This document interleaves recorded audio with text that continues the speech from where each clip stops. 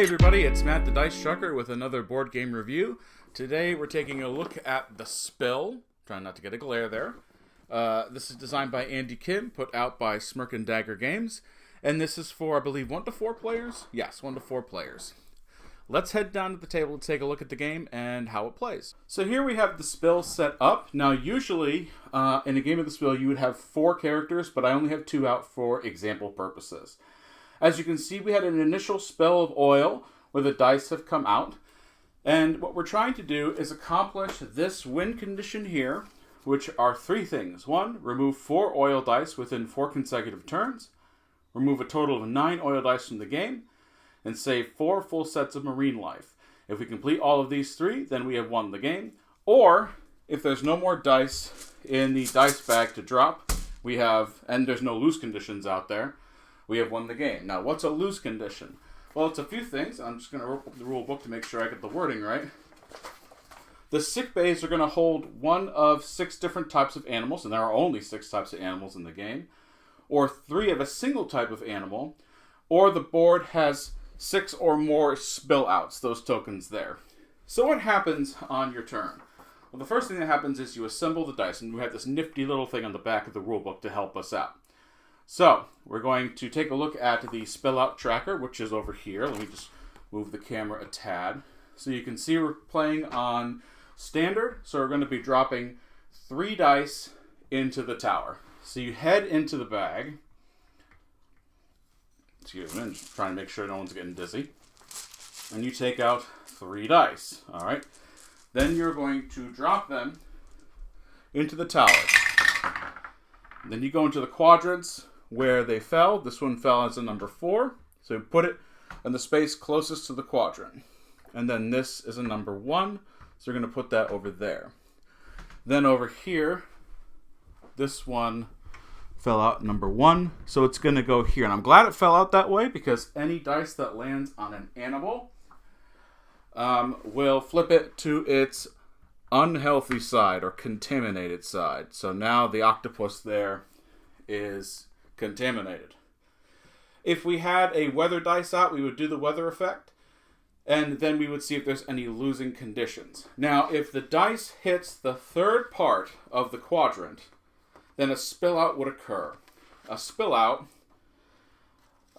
basically does a few things. The first thing is it would raise this up like it does in Pandemic over here. Sorry, right over here. And then you'd put a spill out marker next to the area. So let's say this one spills out. So you put that there, and then moving clockwise, if another dice were to fall into there, it'd move that way and around, just like Castle Panic. After you've done the spill, you then go to the action phase. And the first thing you can do, let's say I'm playing green, is for 1 action point, you may move up to 2 sectors. Now the great thing about this is that the player aid, let me move it down a little bit, actually has, no, sorry, the player aid, the player board, has at the bottom what everything costs. So for 1 action point, you may move up to 2 sectors, which are 1, 2, okay. Sorry, here's the boat, 1, 2, so things like that. You can spend 1 action point to rescue a marine animal. All right, so I could choose to spend 1 of my points to rescue this pelican. All right, and I'm going to put it here for a second. I'm going to show you what's going to happen with it. You can spend 2 to rescue a contaminated animal. So if we were over where that octopus was earlier, then we could rescue that animal. And then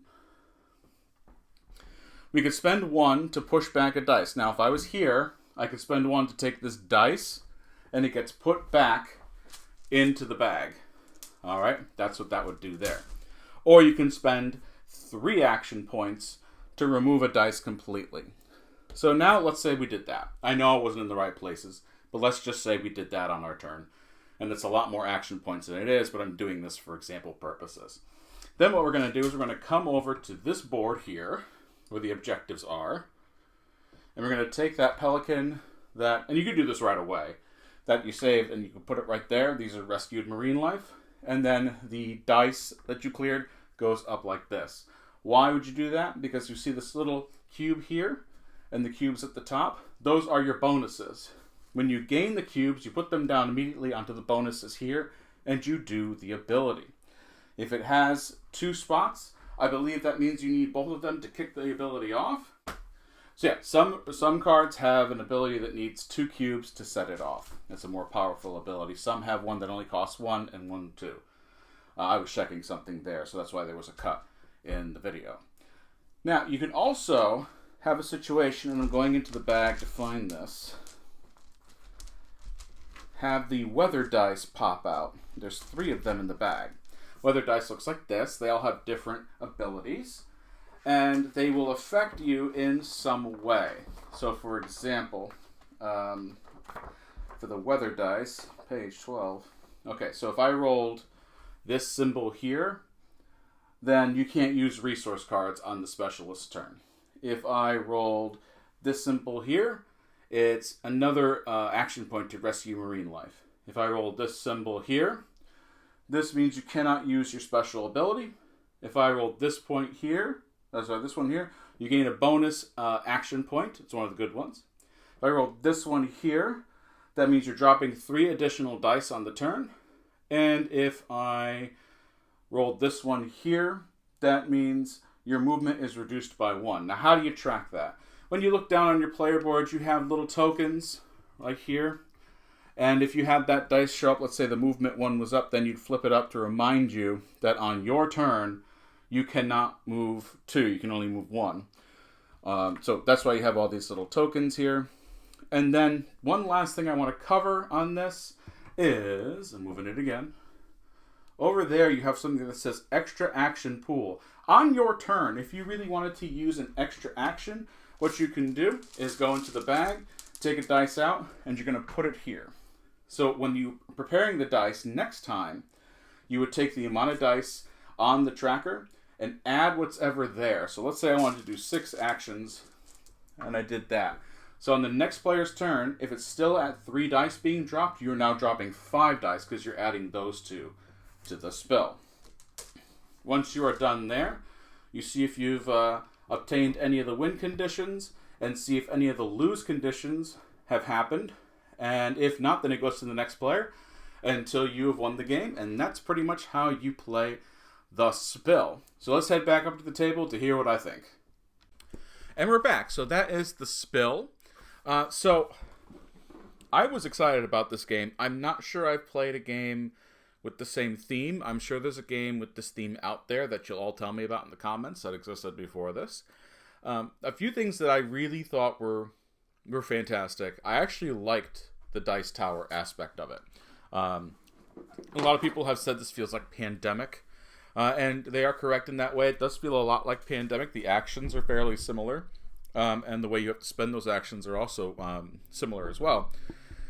But what I liked is that when you dropped the dice in the dice tower, they bounced around so much. You were never really sure where it was going to go. So one time I dropped the dice and it went closer to one zone, but the dice bounced and went back to the other way. So I loved that tension of dropping the dice and seeing what's going to happen. Because at any time, you could have a sort of a rupture, an overflow, something like that. And then you don't want those because that's endgame condition. And then you're trying to save the marine life as well. So I felt the turns flowed very well. I felt that the way that you saved the animals was quite good. You could either just clean them or you're completely taking them off. And the bonuses you get from unlocking them bit by bit is fairly rewarding. I also like that, and I believe this is true, I'm going to pull the rulebook out just to check. So the last thing I need is somebody to be typing. I can hear it already. I do believe you have to play as 4 people. So if, let's see here. Each player gets, 2 players you need to control 2. And if you're doing a solo, you have to control all 4. Or of your choice. I do like that you have to do that. So many times, Jen and I have played Pandemic at 2 players and lost so quickly. And same thing goes for other cooperative games, where the engine is just so powerful against you when you only have 2 players that it's tricky. I remember trying to play the Reckoners solo way back in the day, and it was brutal, to say the least. But anyway,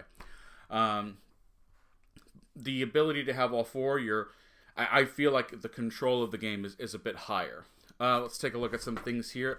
The weather I thought was good, but never really affected the right character. But I like the way that that's in there. Maybe I haven't unlocked the right combination of people yet for the weather to truly be problematic. But I always felt that it was just more of a nuisance than a hindrance. Because it only lasts for that one player's turn, it's pretty much one of the ones that was, let's put this, the cost an additional AP to rescue a marine animal. Well, the person I had wasn't so much rescuing marine animals as they were taking the oil dice off of the board. So that never really affected that person. It would have affected another of the specialists that only used 2, is it 2 or just 1, to rescue an animal. Anyway, let's see here. Yes. To rescue a contaminated animal only costs 1 point, so that would have affected that one, but not too much. Sorry, rescue an animal is 1 point, rescue contaminated animal is 2. I also felt like, let me just put it this way. This rulebook is very good. I like this rulebook a lot. And when you take a look at the how to play in a player order back here, it seems daunting. It's not really that daunting. Once you go through a few turns, you're pretty good at what's going on. The biggest thing I like about this is there's a very large risk versus reward idea going on. So, you get 4 action points. Do you want a 5th? That's fine, but you have to take a dice out of the bag and put it into the extra action slot. So at the beginning of the next turn, you have to take that dice and add it to the dice pool already there. Or do you want a 6th action? Same thing. So I really thought that was neat, the way they added that. The way that you choose your bonuses, instead of having them kind of in the deck, they're out there and you need to get those orange cubes off the board in order to fulfill those bonuses. That was really cool. I just think that overall, there was a lot of great detail and care put into this game. Now, do I have any negatives? I would say that I really wish, and this is a very small thing because I don't mind doing this, I really wish that the dice tower could be put into the box assembled. Now, I understand that if I take out the insert, I can put it back into the box assembled. Same thing with the little tray that it rests on. But it's such a nice insert. I don't want to get rid of it, but I probably in the end will, because I want to make sure I don't have to build the dice tower over and over again. I'm afraid that if I rebuild the little catcher for the dice tower too many times, it's going to get a little flimsy, and eventually to the point where I'm afraid it'll be unplayable. My mind goes back to Star Trek Panic, which I had years ago, and I'm so happy that the Enterprise fit in there, because if I had to build it over and over again, it probably would have fallen apart by the time I played it 20 times. Now, granted, playing a board game 20 times is pretty good, but you definitely get your money's worth if you play it 20 times. But I just wish that was possible. I am an oddity for this. My hands are huge, and the tiny bag always made it difficult. That is a tiny, minuscule complaint that will not hinder my overall rating of this game. I think that if I had to give this game a rating, it is so smooth, it is so filled with pressure, that I want to give this an 8.25. Why not higher? I'm not sure that there's much expandability here. Or maybe different modules could make it go higher. It can only go higher. I don't see anything making this go lower. So if there's expansions on the table that have been planned, that's great. If not, I think then I will probably remain at an 8.25. I like this game a lot. I don't want you to think that I don't. It's probably, let's see, it's October now. It's probably going to end up being in my top 10 games of the year. I already know 4 that are shoo-ins, and this is one of them. Mainly because the board, I think, is very balanced. Where you place those animals out in the front is a prescribed placing. Because, you could have a situation like I'm going to be doing my thoughts on the new pandemic game, Star Wars The Clone Wars, where in a situation the other day I had where there was just one planet that was getting barraged by the cards over and over again, and it was difficult for the characters to get over there, and we eventually lost because of it. Here in the spill, these animals are placed out in a certain area, and it feels balanced. It feels like I'm able to actually do things. Okay, where's the next octopus? It's not too far, because I've gotten the one out of my sector. Now I gotta go around there. It shouldn't take me too long. That's good. I like that balance. I like that the win conditions are different each time you play. You have, I think, 3 or 4 different win conditions for the complexity of how you want to deal with the game. Wonderful. I like that. And like that you can also, I think that you can also win by just surviving. If none of the conditions are met by the end, you've won. Yeah, it says here that the game... No, you don't win by surviving. I'm very sorry. You have to complete the objectives. Oh, no, it is here. Yes, when you empty the bag, if no losing condition exists, you win. I like that. It's not just about the objectives that are placed there. So kudos to Smirk and Dagger for that. That is a very nice way of handling. You didn't get all your objectives, but you still survived by the end of the game, therefore you win. So I would recommend this game to families. I think this is a family weight game. It's not too hard. If you've played Pandemic, you're going to find this really easy to get into. If you've played any other cooperative game that shares Pandemic elements, you're going to find that this is a fairly simple game for you to jump into. The rulebook is, like I said, fantastic, really well done. The components are really great. The dice are great quality. Overall, yes, an 8.25, and it can only go higher with either expansions or new modules that are coming out. So those are my thoughts on The Spill. Thank you for joining me. Don't forget to subscribe to the channel, and we'll see you next time, everybody. Bye.